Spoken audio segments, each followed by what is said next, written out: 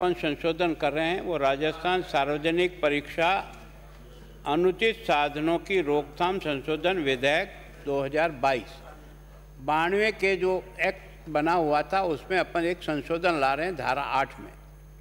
और ये जो अभी अपन ने पास किया इसमें राजस्थान सार्वजनिक परीक्षा, इसके आगे अपने जोड़ा भर्ती में, उसमें केवल अनुचित साधनों का और उस आगे का इसमें भर्ती में अनुचित साधनों की रोकथाम के पक्ष में ये लाए थे।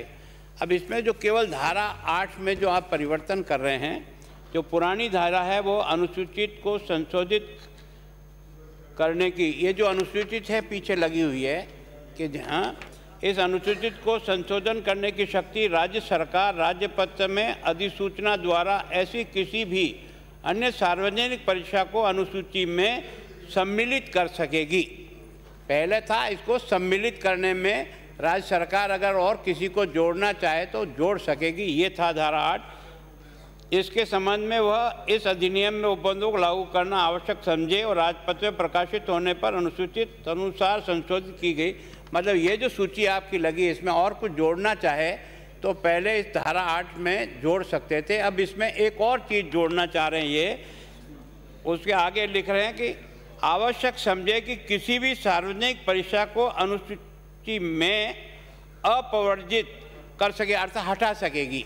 इनमें से किसी भी परीक्षा को अगर आप हटाना चाहें, ये जो सूची आपने दी, राजस्थान माध्यमिक शिक्षा बोर्ड, भारत के विधि द्वारा स्थापित किसी भी विश्वविद्यालय, राजस्थान लोक सेवा आयोग या संघ लोक सेवा आयोग, स्वशासित कॉलेज, रेलवे भर्ती बोर्ड अजमेर, राज्य उच्च न्यायालय, राजस्थान अधीनस्थ मंत्रालय सेवा चयन board, all India trade test, AITT, Bharat सरकार। ये जो आपकी एक सूची है, पहले केवल इसमें जोड़ने का ही काम कर सकते थे आप अपने राजपत्र में प्रकाशित करके।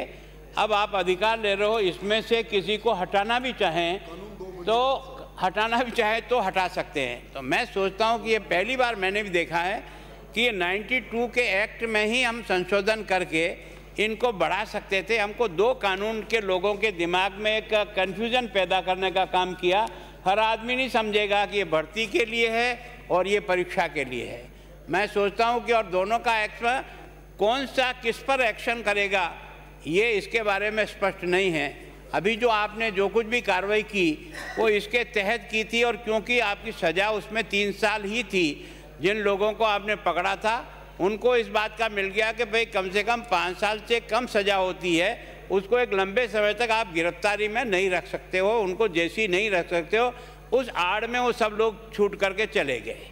तो मैं सोचता हूँ ये दो कानून जो है ना सामान्य जनता की समझ के बाहर रहेगा, इसकी आवश्यकता नहीं थी। अगर आपको कुछ करना था तो इसी एक में समाहित कर देते तो ज़्यादा अच्छा रहता।